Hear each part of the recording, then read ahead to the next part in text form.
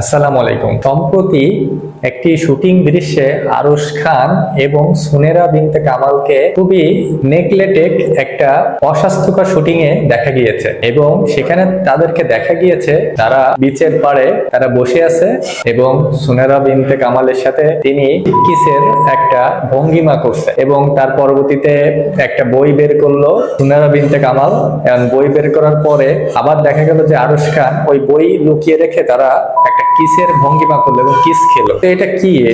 এটা কোনো কাজের শুটিং? এটা কি ধরনের অশ্লীলতা? কি ধরনের কাজ শুরু করছে? কি ধরনের শুটিং এর? দেখুন, এখনকার নাটকে যারা উঠতি তারকা এদের ভিতরে আরশ খান একটা অন্যতম নাম। ভালো, আমি ভালো নেই। গতকাল থেকে অনেক জ্বর। কাউকে যদি কিছু বলতে চাই আর বলতে না পারি তখন খুব জ্বর আসছে। I love you mom. এবং তিনি বেশ কিছু বক্তব্যের কারণে খুবই ভাইরাল, মানুষের কাছে খুবই জনপ্রিয়।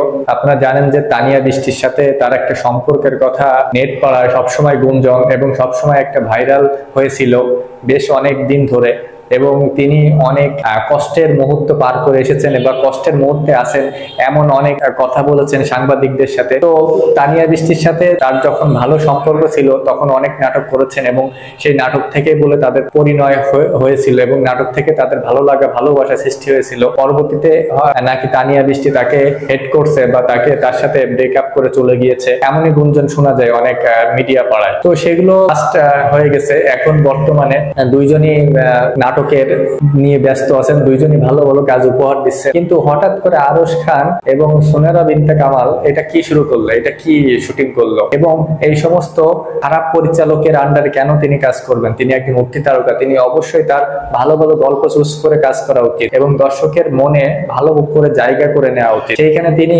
এভাবে বিচের পাড়ে এভাবে করে একটা ক্লোজ শট এবং এভাবে করে একটা নগ্নতাকে ছড়িয়ে দেওয়ার একটা প্রচেষ্টা, এরকম কোন দৃশ্য কেন করবেন তিনি? এটা তার কাছ থেকে তার দর্শকরাও আশা করে না, এটা তার কাছ থেকে তারা ফ্যান তারা কিন্তু কখনোই আশা করে না, এটা সমাজও আশা করে না। অবশ্যই আরশ খান ভালো একজন অভিনেতা এবং তার অভিনয় দিকগুলো খুবই ভালো লাগে এবং তিনি অনেক সুদর্শন এবং হ্যান্ডসাম, সব দিক থেকে তিনি ঠিক আছে। কিন্তু তাই বলে তিনি যেটা তার বিরুদ্ধে এবং যেটা তাকে আরো ডাউন করে দিবে সেই সমস্ত কাজ কেন করবেন তিনি এবং এই সমস্ত পরিচালকের আন্ডারে কেন থাকবেন তিনি? আমার কাছে মনে হয় যেন তার অবশ্যই কাজগুলো বেছে বেছে করা উচিত এবং এই ধরনের দৃশ্য অবশ্যই তার নাটকের ভিতরে অ্যাড যেন না হয় সেইটা তাকেই চুজ করে কাজ করা উচিত। আপনি কি মনে করেন আরশ খান এই কাজটা করে ঠিক করেছে? অবশ্যই কমেন্টে জানাবেন এবং ভালো লাগলে পাশে থাকবেন। ধন্যবাদ।